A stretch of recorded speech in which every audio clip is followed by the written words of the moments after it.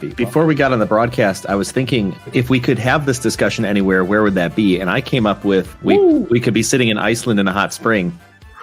Lovely. If you could have this discussion anywhere, where would it be for you? Love this question. I'm stumped right now. I'm not really a beach person in terms of getting in with the aquatic life, but I do like to be near it and feel the breeze from it. Okay. And so anywhere by a beach. What drew you to clicking the button to have coffee with me?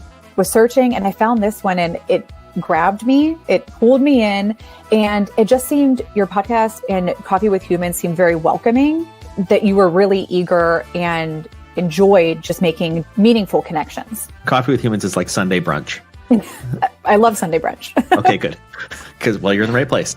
Only There's no food.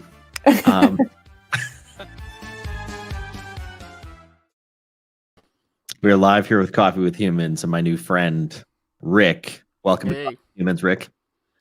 Thank you so much for having me on. I'm been looking forward to this. That's awesome. All month. Yeah?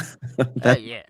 So I think the first question I'd like to start with, and obviously this is a dialogue. So if you've got questions back, we're gonna sit down and like have coffee. It was like in a virtual coffee chat. And I have my coffee. I don't know what you're drinking, but you don't have to be drinking anything. Full throttle. Full throttle. Oh man. There's a long story and connection behind why I choose that, but we can get into that if you want. All right. Well, I've got coffee. For my curiosity is piqued here. Why did you click the button to have coffee with me? Like, what inspired you? Just the overall concept, I think, is what really grabbed me at first.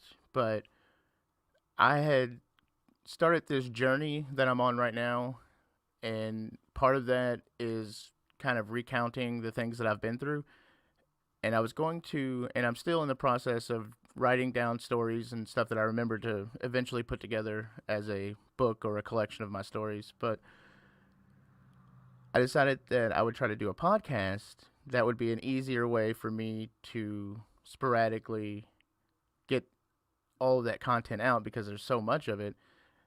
And then just a quick Google search brought me to the podcast search. I saw one of your podcast was one of the first ones I came across, and just the idea is what resonated, to sit down and just talk to somebody that has absolutely no idea who I am and just share a little bit about who I am and learn a little bit about who they are. Yeah. Wow. That's awesome. Well, I'm glad that you're here. So it seems like you've got quite the podcast set up there. You've got a fancy microphone, and I think is that a green screen behind you as well? Yeah, it's actually, I apologize for the camera quality. We were talking about that. I wasn't able to get the GoPro set up as my webcam because of its later modelness than the most recent one. But yeah, I've got a green screen studio set up in the back that I do some filming projects with.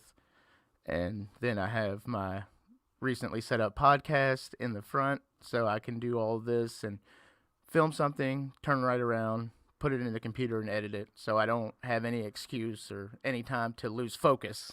Okay. Yeah, that's important. Filming it and then editing it and then releasing it probably is a kind of a process that you don't want to get too detached from itself, or do you find that it's difficult to come back and then do the edits, and if you don't just do them right away? Sometimes it's better for me to kind of let it sit for a minute and think about it, or play around with it, leave it down, go do something else, come back to it. But for the most part, for me, it's better to have a kind of conveyor belt style process just down the line, because I have ADHD and I've been figuring out more of my shortcomings because of that and trying to counter them. Okay. So you figured out your working style then, or are figuring out your working style and how to work with how your mind functions and how your body functions, your energy levels, to be able to use that to your advantage, it sounds like. Yeah, absolutely. It's trying to like harness it, I guess. Yeah. Or at least mitigate it. Sure. Well, I think any strength gone awry, becomes an impediment. So maybe due to the way your mind works, there are certain strengths that you're are certain strengths that you have that maybe other folks don't have, and then there's kind of an impediment that goes along with that. They talk about this for artists, that a lot of artists who have pushed the envelope and really done original creative works also struggle with the um, kind of this need, like an internal need to do something different and to do something more, and it's never good enough, and almost they fight this battle internally, but that also is their drive to go off and create some of the great things that we've seen around the world through the years.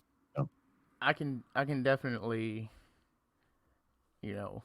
understand that feeling and the need to, not so much the need to create something different, but the feeling of something different in me, and the needing to find the correct medium to pull it out, yeah. and to allow it to become something. And that's what my struggle has been, as far as figuring out what my voice is, I guess. Well, so the feeling I get here, the atmosphere is sort of, you're drinking the full throttle, which is an energy drink, right? Yeah, I got to, got to get the adrenaline rush somewhere, I guess. All right. And when you about to sign up, there's a couple questions that are asked, and one of them is there something in particular on your mind? And you talked about PTSD and ketamine and using that in terms of treatment for PTSD and depression, and so we kind of have a somber tone here, and it's timely as well. There was recently a shooting here in my city, where I'm in Rockford, Illinois, about 60 miles or so west. Oh yeah, I just heard about that. Yeah, so it's made national news. Just some troubled individual, it sounds like, from a resident of Florida, came up and in a bar, randomly shot a couple folks. Three of whom have passed, and then three who are injured and hopefully making recoveries. But one of the things that came out in that is he was in the military and might be suffering from PTSD, and so there's a mental health evaluation, and it clicks in my mind that this is a timely discussion to be having, because there are certain things that people struggle with that are complicated, they're complex, they are misunderstood, certainly not well understood by many times the closest people in a person's life, and it can become a real problem. So where in your journey, the fact that you're thinking about PTSD and ketamine, and what's it all mean to you? Where are you at in this? So with, on the topic of PTSD, I believe, and that's what I've been working on myself internally, is at first I had to accept that label, that diagnosis, because I didn't want to. That was something that I saw as a hindrance, as me not being enough. But that also ties into a lot of my past history with my childhood and my father, who was emotionally and mentally abusive, and the amount of trauma that I was exposed to as a child, which was, I've witnessed my father try to commit suicide a couple of times that didn't work out, but it was still witnessed by me. So that, and all of that, I feel, programmed me in a way that I could internalize things better. But no matter how much you hold on to something, it's still going to affect you. No matter how much you try to remove yourself from that experience, it's always going to be a part of who you are and how you think. And so the best way I can describe it, so let's say that I make a run at a restaurant, and there's somebody who is dead, and I have to deal with that and do my job. But now that the job's over, But now it is ingrained in my thought process and how I think that I have to think about that dead person anytime that I think about the restaurant. So no matter the context, that's the path. My thought has to go through the dead guy at that restaurant. And for our viewers and listeners, you're a paramedic? Is that I was context a we're talking? paramedic. Okay. I was a paramedic for 6 years and an EMT for 6 years before that. Okay. So yeah, so in the context of making a run so I make that run, and that's something now that is forever ingrained. So you take a 12 years of collecting, those kind of experiences, you can't think about anything else without having a negative intrusive thought ever. And that's what the ketamine had helped me with. And I don't want to pitch it as a cure-all or a magic, it'll help everybody how it has helped me. It's really pertains to the individual, but I would assume that the level of effects and improvements that I've had from it, I think that it would greatly benefit. And also, I think that a lot of my friends and other people's friends, relatives, people who have been suffering from PTSD, who have not been able to get relief from standard treatments prescription medications and stuff like that. And so it's become something that I've decided that I wanted to kind of shoulder and carry and help get the word out and help those that need it get that kind of therapy. Okay. So the context of all this is you spent 12 years as a paramedic and EMT. You're going on these runs, as you call them, to scenes to help people. And correct. Sometimes, people are in distress, and sometimes people have passed. And as you talk about it, those memories become ingrained in you. They become part of your psyche. And then, so we've got that experiential component of your life. And then the therapy component is next, which is then what do we do about that? How do we mitigate some of these side effects? How do I process the thoughts? And then what can I do, or what can I take to facilitate processing those thoughts so that they can become, the negative effects can become minimized? Is that the continuum? Yeah, that's basically, I'm in the therapeutic stage of my PTSD, and the stage of kind of figuring out where it stems from and how it is currently and has been affecting me in my personal life, my relationships. And there's been a lot that has came out that has been a lot of hard truths about me that I've had to accept. Sure. But doing that kind of lessens the impact the more that I'm doing it. So it's more of a muscle memory that I'm not becoming numb to it, but it's becoming less of a driving force in my overall, my mood, my mentation, how I interact with the world. Okay. Why do you want to talk about this? What's driving that? I know that it was such a difficult thing for me to come to terms with and for me to understand, and I'm still working on that. I'm going to have years from now that I'm going to be working on this. And if I can collect information, or if I can find what's going on with me, and then put that out there for other people to be able to see and interact with, maybe that will help them figure out what is troubling them, what has been holding on to them their whole lives. So it's more of trying to create a community of understanding, and maybe even some roadmaps to getting to this point. But obviously everybody's different, so it's not going to be everybody's going to be able to follow this the way that I'm going, but just knowing that they're not alone, and that there's somebody out there that has made it past where they are, or they can look and be like, oh, I remember when I was there, and then they can interact with me, or share what they want what they think that other people suffering need to know. Gotcha.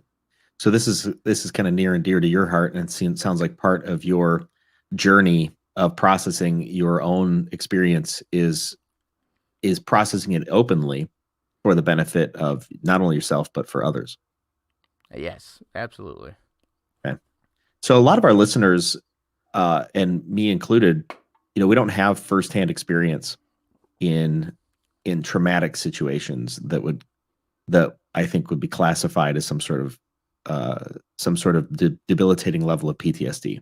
I think some of us, we all get in maybe habitual responses to negative habitual responses to things that we don't like. Somebody talks bad, or so somebody snapped at us as we were a kid or something like that, and and then we got to process through. Well, dad wasn't angry, he was just tired, and so he wasn't angry at me, and we have a negative habitual response, but it's not debilitating, and it's something that we can process through. But it sounds to me like PTSD, and I'd love it if you could unpack for some of our viewers and listeners what is this experience like, because we don't have firsthand knowledge of it. We don't actually know. You can it's like watching a movie, right? Yeah. So it's external to us. So that question itself is very difficult to unpack, because I'm not sure if I've ever lived without PTSD, and that's kind of right now what I'm digging into, because my first traumatic experience was probably around the age of 4 or 5. One of my dad's friends, for whatever reason, had busted into our house, and it was me, my dad, and my dad's friend, and held us all at knife point and was arguing. I don't remember. I just remember the fact that my dad's friend was on the couch with me, and he had ran to the other room. So he had got up and left me by myself on the couch. So there was nobody between me and the guy with the knife that was on the other side of the couch. So I get up to go run into the other room, and as soon as I move, he looks at me and he says, "Don't you fucking move, or I'll gut you like a fish." And that's a memory that has been ingrained in me since the age of 4 or 5, 91 maybe. And that at that point I had tried to be as small as possible and to curl up in the corner of the couch. My dad had ended up taking a rifle and hitting him with it. Cops came, handcuffed him, took him out, and it was a really big ordeal. But that was my introduction to trauma, so to speak. And that's in the time of life when our relationships are being formed, how people interact with one another. It's those pathways are being set down in ourselves, and we don't even realize it's just happening automatically. What does the word care mean? What does the word love mean? What does the word safety mean? And how is that expressed? And so it sounds to me like as a young child, you're going through some experiences that are laying down these pathways that are the kind of foundational. Your understanding of relationships is being set. Your understanding of a friend. You said it. One of your dad's friends comes by. Yeah. Your understanding of friend is that at some point in time, somebody might become so unsafe to you that they would attempt to, take your life. Yeah.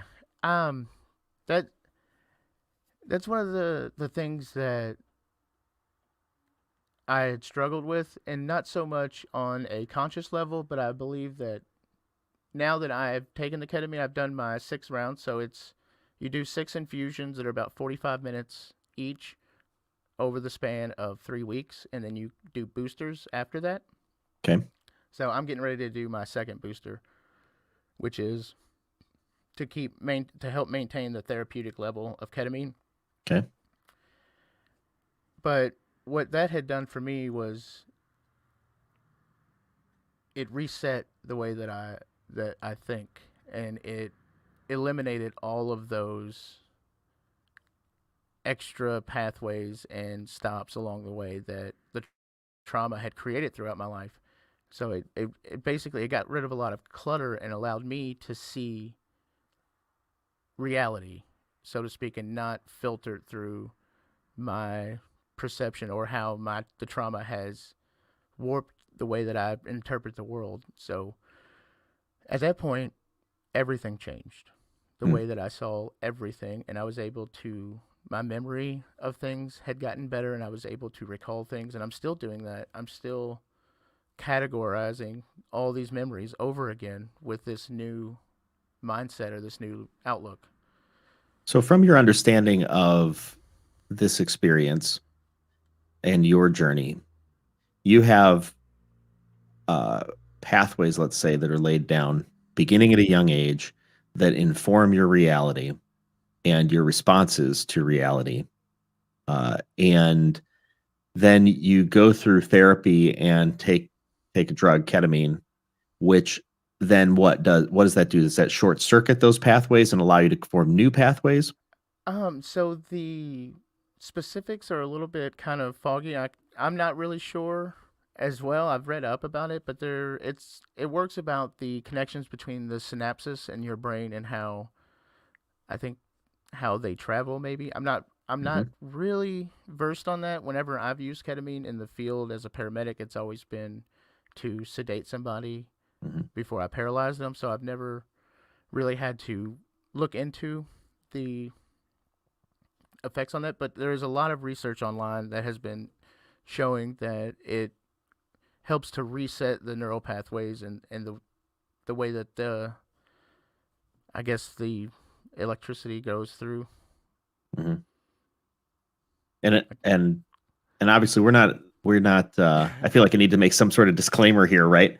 There's nobody's offering medical advice here for something somebody should be doing. Obviously all of these, any sort of therapy in terms of PTSD should be done with the advice and guidance of a therapist or someone licensed in that. I went through my primary care doctor. Well, I contacted the infusion clinic, and then they were able to gain my records from my primary care doctor, and it's all been a process. So it's not saying it's done in like a back alley somewhere where some guy's like, "Hey, $30."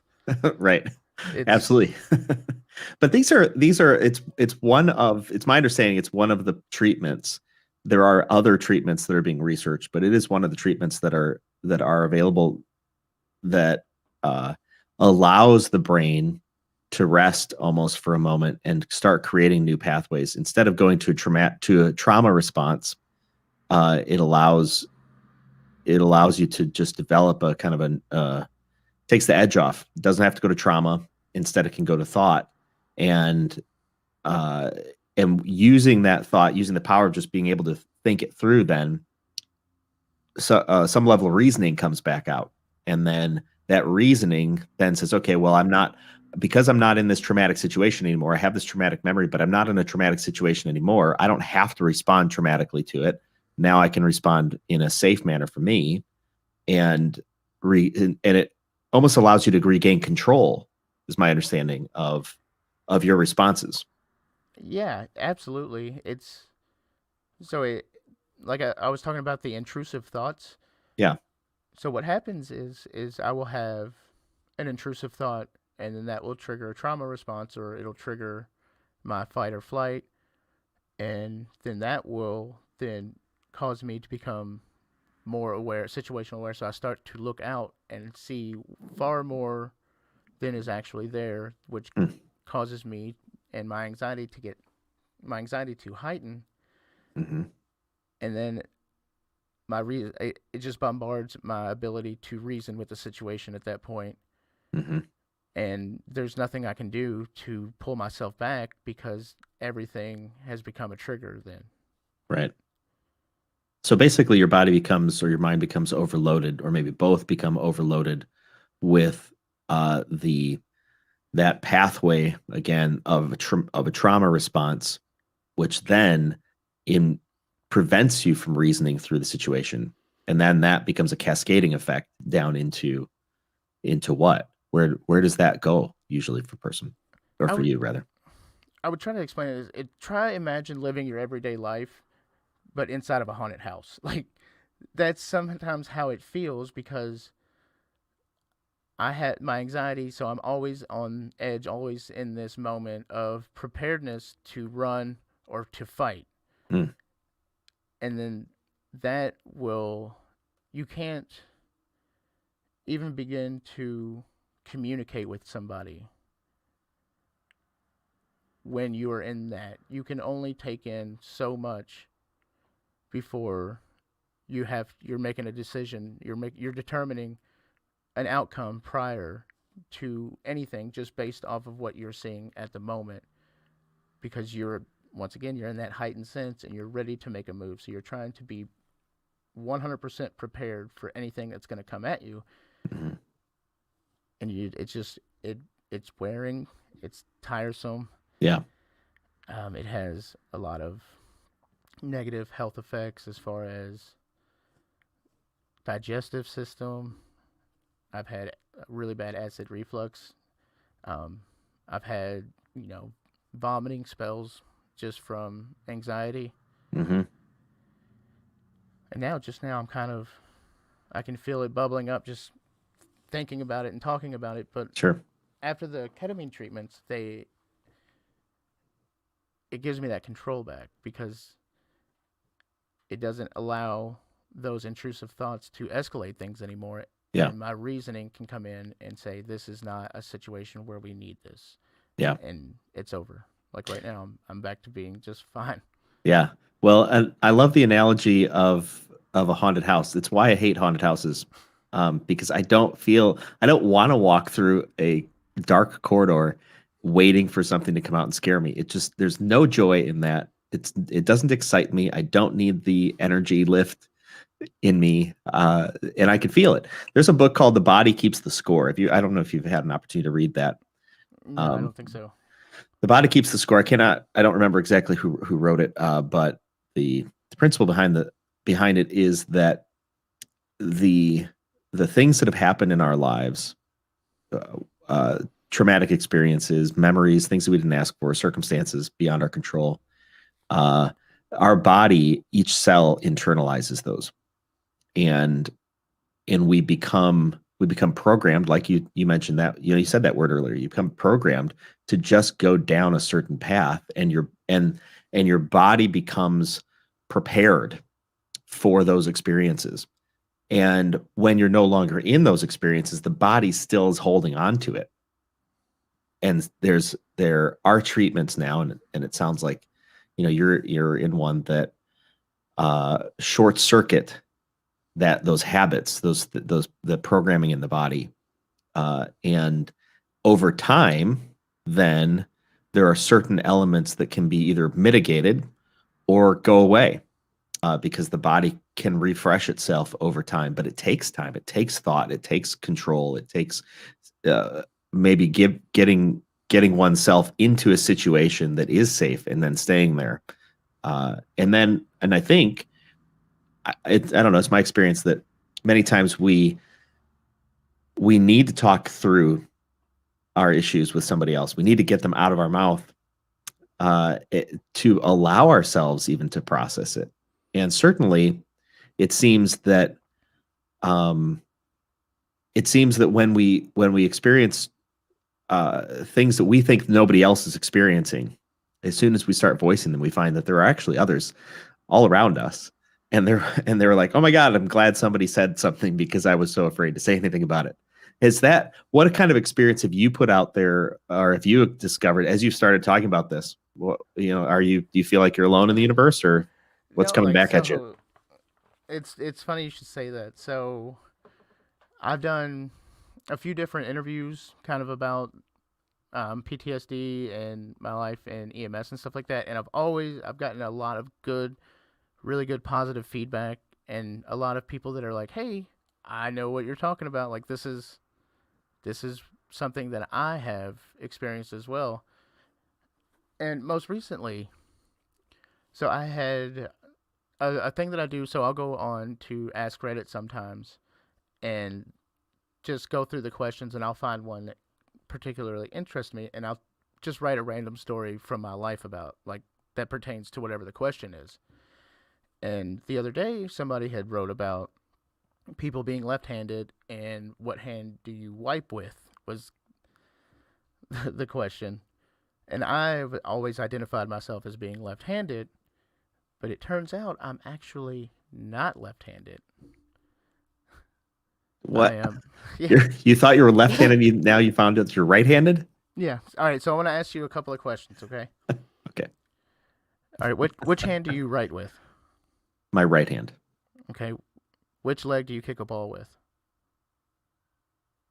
My right leg. Your right leg. What's your dominant eye?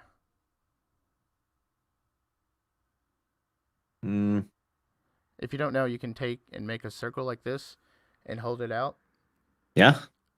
All right. So target an object with that. Like, so off in the distance, just find something and put there. All right. Now close one eye at a time, and whichever eye you can see whatever you were trying to put your finger around is your dominant eye. Oh, okay. So it's my left eye. My left eye is my dominant eye. See, so that is in line with a normal developed brain. Okay. So mine, I write with my left hand and I throw with my left hand. I start IVs with my right hand, as well as, let's see, what else do I do? I smoke with my right hand. So whenever I smoked cigarettes, I would smoke with my right hand. Okay. I kick with my right leg, and my dominant eye is my right eye. So it's what it's called is mixed dominance. Okay. Which means that at some point in my brain development, there was a impairment between the communication between my left and my right side. So there was never a side that was definitively determined to be the dominant. Okay. Which had led me to be, I have to figure out what is the most comfortable way, hand or whatever, to do something. Mm-hmm. Anytime I do anything new, I have to experience that and figure it out before I determine which. So your body doesn't just naturally go to a particular side. Like so for instance, I'm on a bowling league, and I'm not a super great bowler, but there's no way I could not even imagine trying to bowl with my left hand. See, there was never a question. I would always bowl with my right. I can't bowl with my left hand. I have to bowl with my right hand. Okay. But I write left-handed. But now there would never be a question. Like if I was going to start doing something, there would never be a question in my mind like, maybe I should do it with my left hand. The answer is no. I favor my left hand, but okay. There's a lot of things that I don't do. I can't use scissors with my left hand, but I think that is probably most left-handed people, seeing as we live in a right-handed world. Sometimes, I've got little nail clippers. I can use my left hand with that, but my right hand is more has better fine motor control, which I wonder if is that a learned thing, or is it we should probably have some developmental psychologist on here. But I'm I wonder if it's a learned thing or if it's a just kind of if that's the way we're programmed, from birth. I don't know. I can use chopsticks with both hands. What? Yeah. You can? Yeah. You're a chopstick ambidextrous? Yes. Crazy. My left hand would never make chopstick. Nope. It's not gonna happen. So I found that out because I was like, man, I'm really tired of eating with chopsticks with my left hand. So I just picked them up with my right hand, and it took a few tries, but it was probably 2 or 3 minutes, and I was able to proficiently eat with them. What kind of superhuman strengths do you get then? I think because I think anything that is anything that's kind of out of the ordinary, and I don't even know what percentage of this is out of the ordinary, but I mean it's your normal, 18%. right? 18%. Okay, so anything that's out of the ordinary can also be seen as a strength, or allows you to do certain things. In your opinion, what have you found that makes that is superhuman about that? So it's more.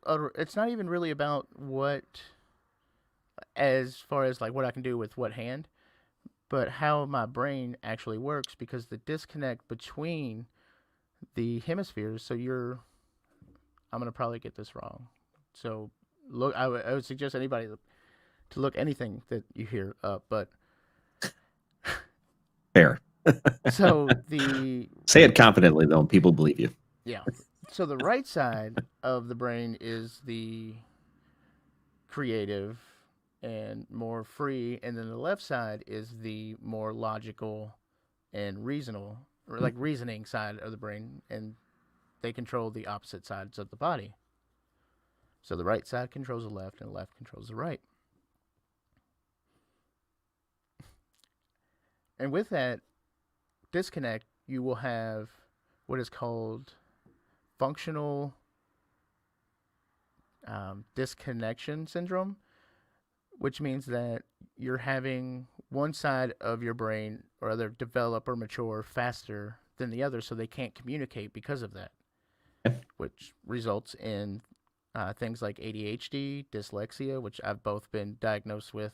Mild dyslexia that doesn't really affect me much anymore, but early on, I think 91, 92.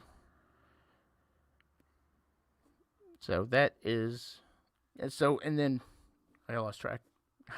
It's a lot going on. So with that being said, both halves of my brain are trying to intake information and then process it at the same time.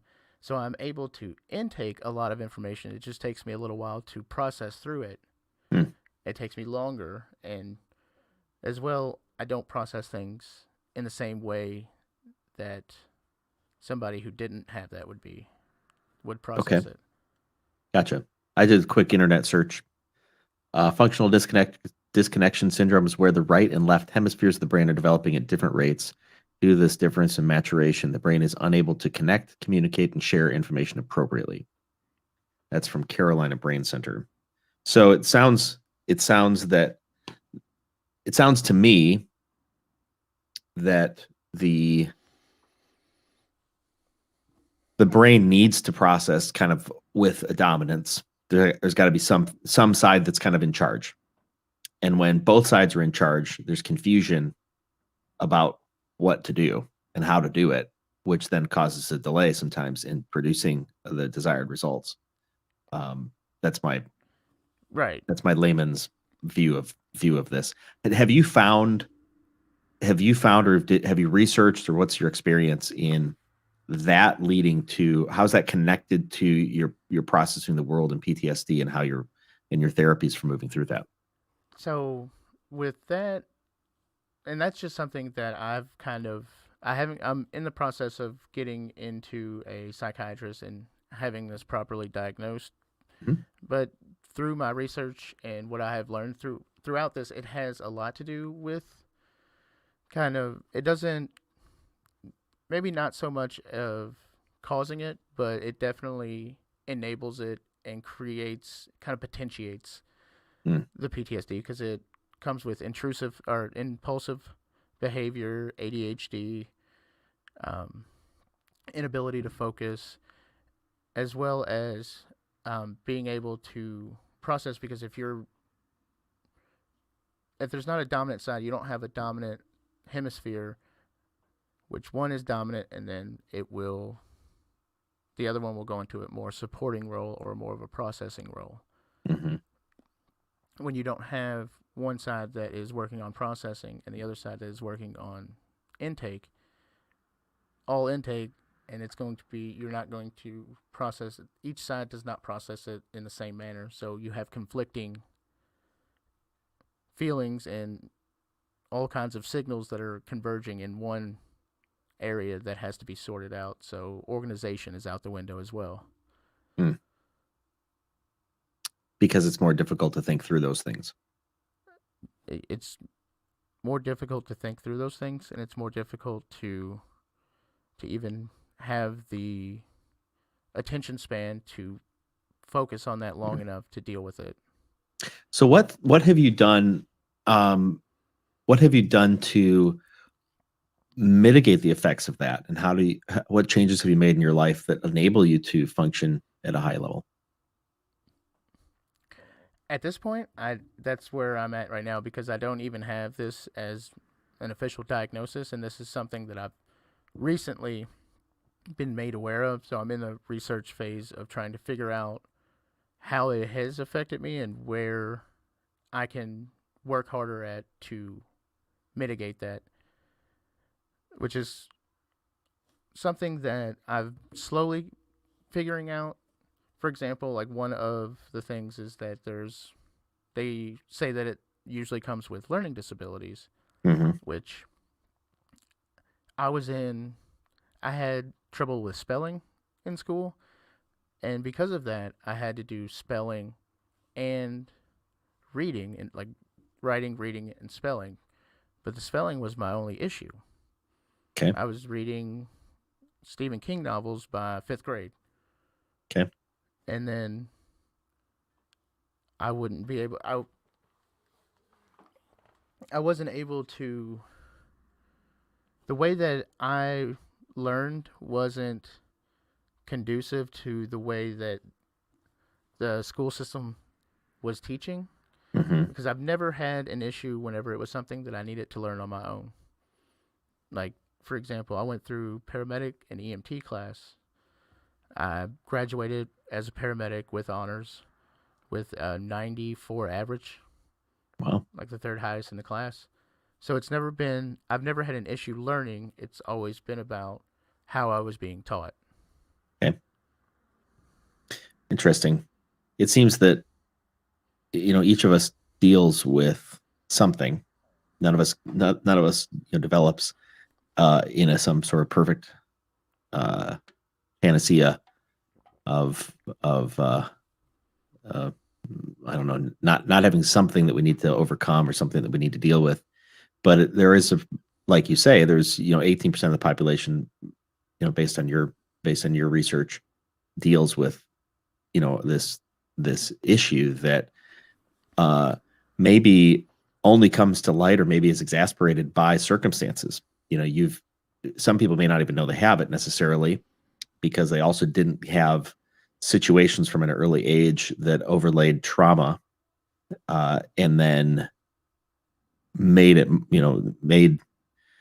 made your life and your experience more difficult to piece together. And I don't know what term to use, survive maybe, or move through. You became a paramedic in the midst of all this stuff. What's that about? Why did you become a paramedic? It seems like that's kind of thrusting you right into challenging situations. Yeah, I think that it was a way for me to still have that chaos and that uncertainty from my childhood, and that's where I felt comfortable. Mm. So that's probably why I was drawn to that profession, because it fulfilled a certain amount of required adrenaline that I needed.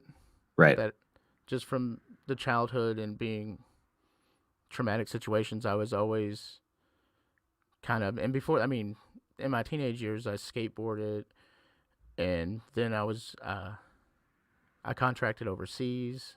So it's kind of been a running thread in my life, and I guess I felt that if I could do it, why not? Like, somebody's got to. I think that's really insightful point that you make, of whatever we grow up with, we tend to normalize. And so if we grew up in a loud, chaotic environment, or in your case, a challenging, traumatic environment, a little bit of chaos, as you said, things that are not that feel abnormal.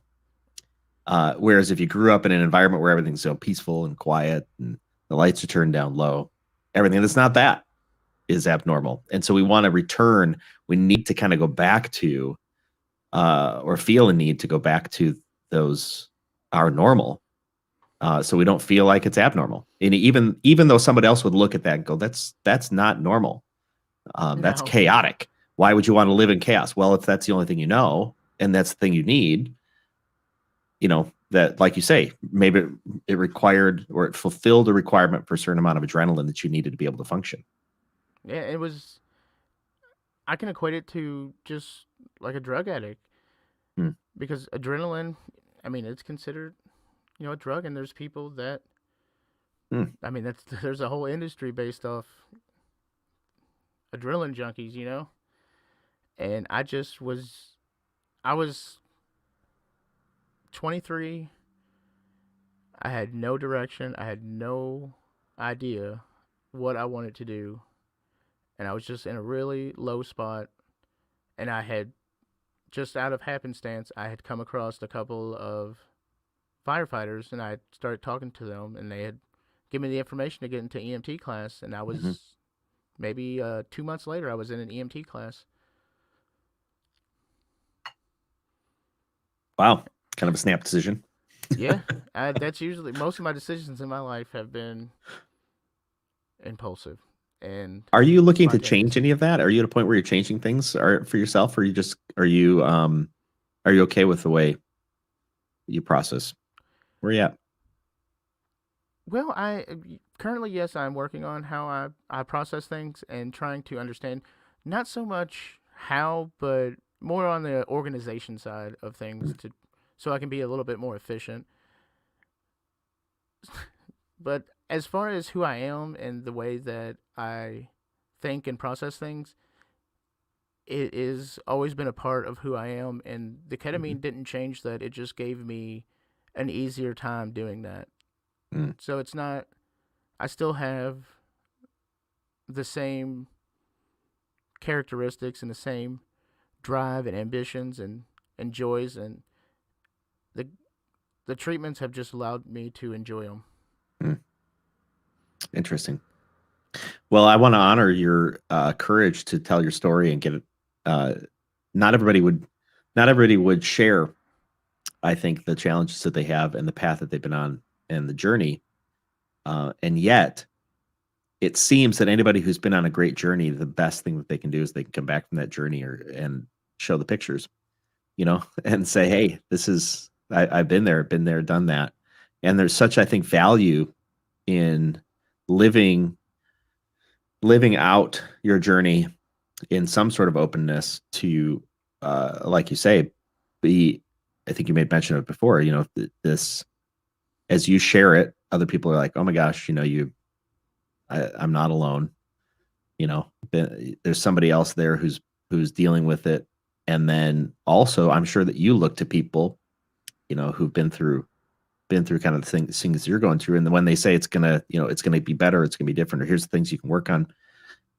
That's got to give you a bit of hope, I would think. It does. It gives me a great deal of hope. Yeah. And I've always been a very optimistic person, but I think as I've gotten older and the more experience that I had with the world, I started identifying more as a pessimistic optimist. So I would expect the worst, but I would be optimistic about it. Okay. Like, the world's shit. Everybody dies. There's worse things that could happen. Okay. And it's just part of the bravado that I had built up over the years to kind of survive what I've been through, and to not allow that to show any weakness in me. Yeah. So it's always been like I always had to pretend that I was better or I was stronger. Yeah. I don't think you're unique in that. You just expressed it, and that your experiences were perhaps different than some others, but everybody, I think, goes through that point of feeling like I have got to project a certain image to the world, and then we all have the opportunity to say, no, I'm not fighting that battle anymore. It's too exhausting. So in our final moments here, what do you want people to know? If you could encapsulate all of this, all of your experiences and where you're at, and I know you're building a not-for-profit as well, what do you want people to know? I want people to know that there are things about us and that we can never even imagine how much that they affect us in our everyday lives, because it's just not anything that we have been able to see. So I think just taking the time to evaluate yourself and your surroundings and how you are feeling honestly with yourself, I think is the best thing that we can do right now, especially in this time that everything is just absolute chaos. Yeah. is to make sure that we are okay. And by doing that, we are ensuring that we can make sure that everybody else is okay and the ones that we love and care about are okay. Yeah, that's awesome. I'm going out on a limb here, making the assumption that if somebody wanted to contact you, you'd be okay with having a follow-up discussion with them. How Absolutely. do they get in contact with you? I'll put it up on the screen. You can do outofservicepodcast@gmail.com. You can go to Out of Service PC on Instagram. And I think that's right. I've deactivated my Facebook for right now. That was been a part about my mental health journey, is cutting out that. That's good. Probably. I know you're probably not alone in that. I've known people to be like, I'm piecing out of this thing. It's too much. I've kind of slowly started going back and looking into it, but I haven't reactivated my status, and I don't know if I'm going to. All right. Fair enough. Out of Service Podcast @gmail.com. This has been fantastic, Rick. I really appreciate your willingness to tell your story. I think it's important, and it's not a thing that a lot of people don't understand. And I think if we understood it better, we had more conversations about it, then we'd be better for each other.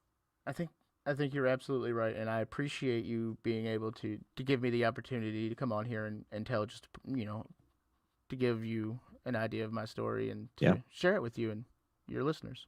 Awesome, man. I appreciate it. Well, viewers, listeners, thanks for joining us on this podcast. Go to outofservicepodcast@gmail.com if you want to follow up with Rick. Thank you. All right.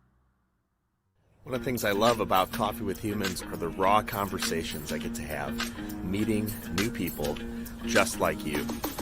If you or someone you know should be on Coffee with Humans, go to coffeewithhumans.com. Remember, the only rule is no sales calls.